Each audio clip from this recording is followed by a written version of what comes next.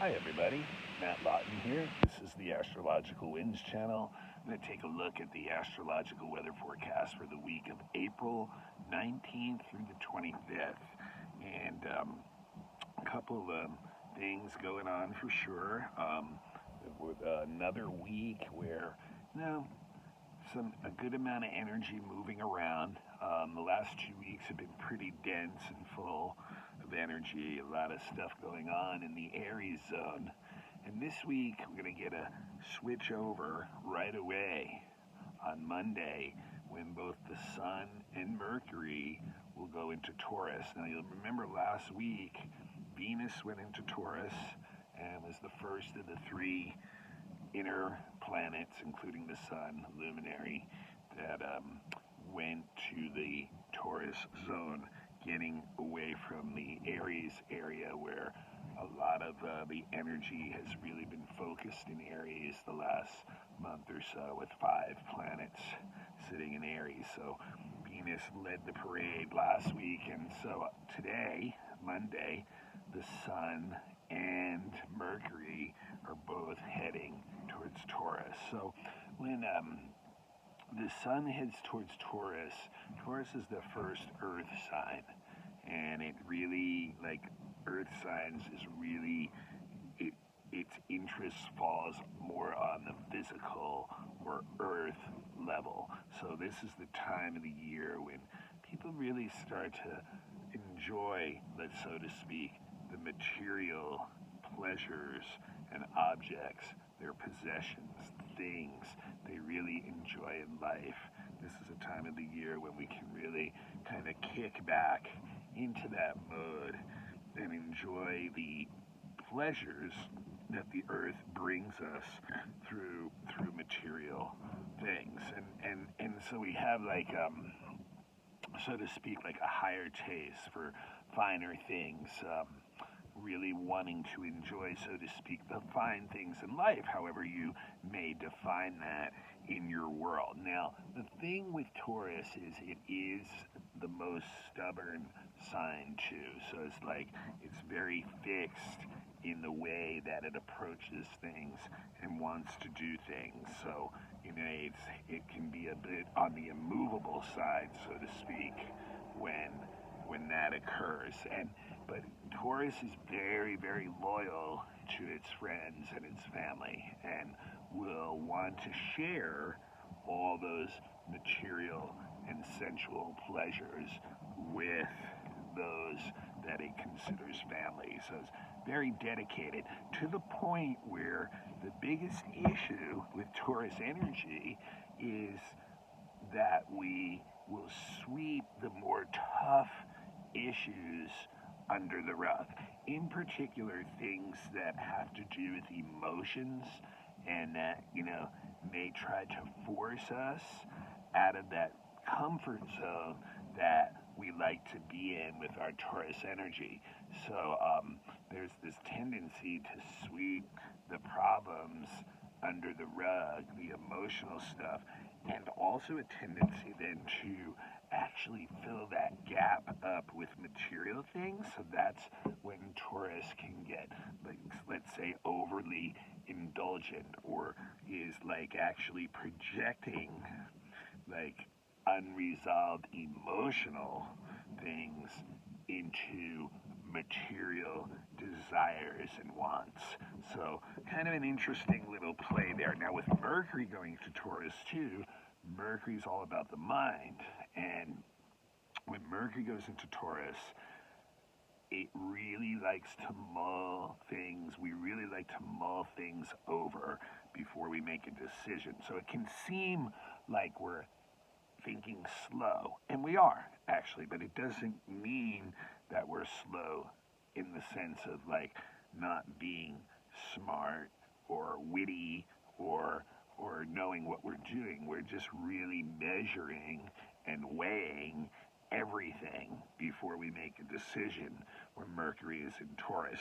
And once again, the big issue with Mercury in Taurus can be just having a stubborn position, and with the Sun there too, really locking our ego into a stubborn type of position.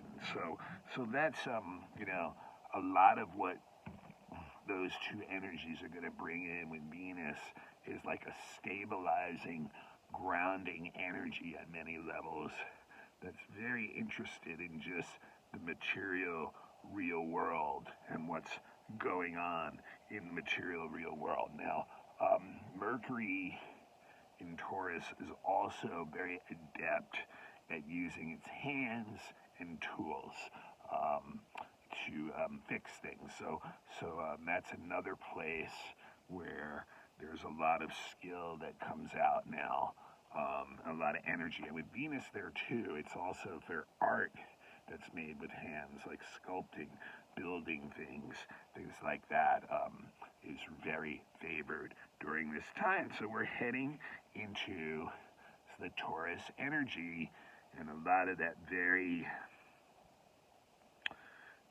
self-centered first Aries energy is now going to start to dissipate a little bit. It's still a very self-oriented sign, the energy that's going on with Taurus, but it's also branching out and wanting to have a family, and anyone you consider family enjoying all the things that you enjoy also. All right, so on Tuesday is our day of this week, as it has been for the last several weeks, where the moon will lock into the Uranus Saturn Square, which is the main energy of this week. And in particular, this week is going to be very interesting because the moon, which was in Leo, will be squaring that sun in Taurus, right? But the Mercury and Venus are up there too. So it's like, so this first quarter square of the moon in Leo to the sun in Taurus is also including the Uranus and Saturn square in it too. And what it is doing is we have the moon in Leo squaring Saturn, or opposing Saturn, I should say, in Aquarius, and also we have both the Venus and Mercury with the sun in Taurus and Uranus up there too. So that's our T-square. We have those four in Taurus, and then we have the sun and moon in the moon in Leo, and then Saturn in Aquarius. I should say Saturn's the one in Aquarius. So that's our T-square, and it is a fixed T-square. So it's a very stressful, tense energy building up where people are really stuck in their positions. And it's interesting because, like, when you think about with the moon opposing Saturn, it makes people feel like I have to make some kind of decision, some serious decision about all this stuff going on. And the moon Uranus, the moon squaring Uranus, is shaking up a lot of our emotions inside and having us get to that point where we're like, you know what, I need to make some kind of decision here and try to get myself out of whatever rut I'm stuck into with this fixed energy. So when you think about the moon in Leo, it's like, hey, the moon in Leo wants to express itself. It wants to show its unique self. It wants to show the uniqueness, the talent that we have. It's like a little bit voyeuristic, you know. It wants to be up on the stage and like, look at me. Whereas the sun in Taurus is like, hey, you know, just calm down, you know, like everything can be nice and smooth. We don't need all this attention. Let's just keep things as they are. So it's kind of like, you know, Leo running into this stubborn way of doing things and trying to convince that Taurus sun to like come on out of its home and have some fun, so to speak. So there's that energy being built up And at a certain point, I'm going to feel like, okay, these things that are restricting me, I need to like break out of right now and try to make some new decision and new way of approaching things. And that's where the Uranus comes in, where it's going to be like, hey, is there some new way I can do this? But with the square, it usually shakes things up. And so what that's going to do is lead on into the weekend, where we're going to have some very, very interesting energy tighten up when both Venus and Mercury lock into an exact conjunction with Uranus and Taurus, and then the exact square to Saturn. So what does that all mean? You know, this is going to be a really tense weekend for relationships and communications within relationships. So when you think about Venus, it's all about relationships. You think about Mercury, it's all about the communication. And here they are in Taurus, conjuncting Uranus in Taurus. So what happens when Venus conjuncts Uranus is it's looking for new stimulation. It's looking for new experiences. It's looking for new people to have those experiences with. The old things, Venus square Saturn, have kind of feel like they're restricting us, kind of feel like they're inhibiting us. So old relationships of old authoritarian people who have authority in our lives, which is the Saturn part, we're feeling very rebellious this weekend coming up against people who we feel are sticking us in a pattern or dragging us down into their pattern. And so when Venus hits Uranus, we end up maybe getting some stimulation through some new people that we meet, through some new experiences that we have, through some new information or insights that we get into our relationships. And what we want to do is all of a sudden break free of the ones that we perceive that are holding us back or keeping us in place. So there's a lot of excitement, and you may meet some new people maybe this week that really stimulate you and have you thinking in new directions about new possibilities in your life, about new insights and information and knowledge and wisdom that they can give you. And you can actually end up using that as an impetus to break free of what you see anyone or any relationship or any authority that you feel is holding you down.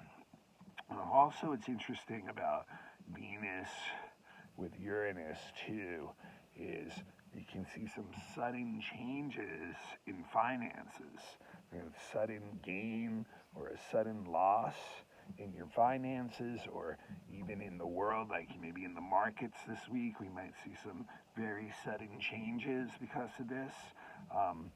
Very interesting energy on that level too. And then also, Venus Uranus also is like trying to have some new fun.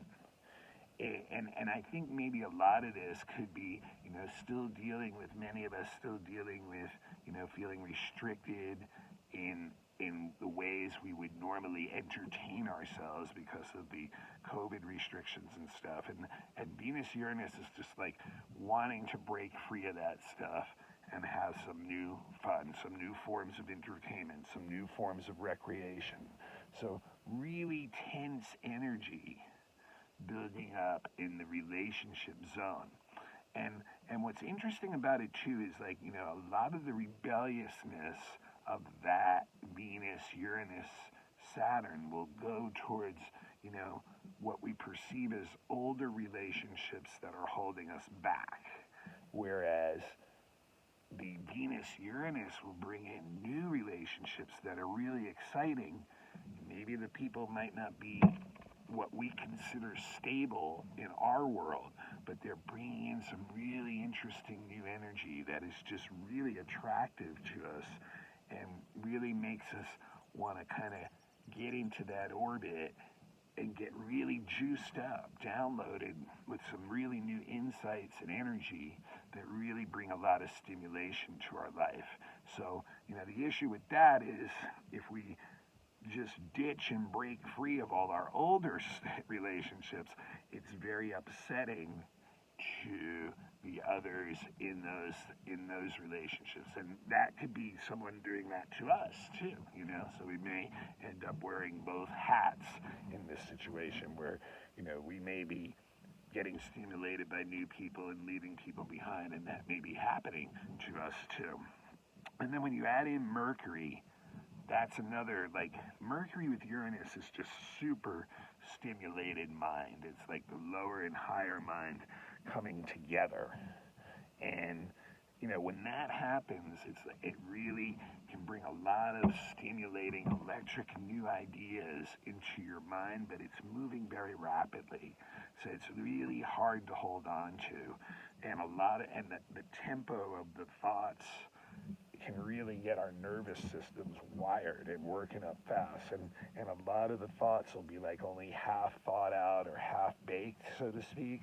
So a lot of them may be not really worth very much, but some of them may have some real brilliance to them that are definitely worthy of holding on to or marking down or taking note of to explore in a deeper way when the energy calms down a bit. And this Mercury-Uranus can really, really fray our nerves up. But, when you think about it again, in relation to its Saturn, it's trying to break people out of a narrow-minded way of looking at things, out of being in their box and not being able to come out of that, and how that limits our thoughts, our thought patterns, and limits what we can take in too, because we're too streamlined on what is in front of us. So the Mercury-Uranus is really trying to shake us out of that energy, really try to shake us out of our doldrums or ways of doing things, and that way we can start to receive some new information that will really jack us up and get us really excited about life again. So some real interesting energy going on this week, because it's really the energy of a restlessness, the energy of wanting something new and exciting coming into our life through people, through other people, through